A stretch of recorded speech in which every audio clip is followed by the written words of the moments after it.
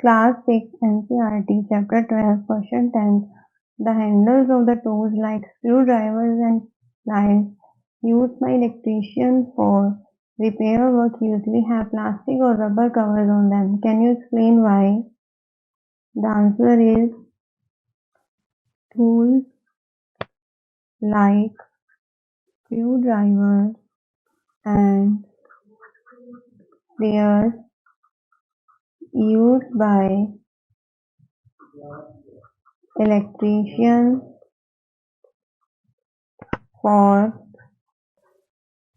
repair work because plastic is an insulator and plastic handles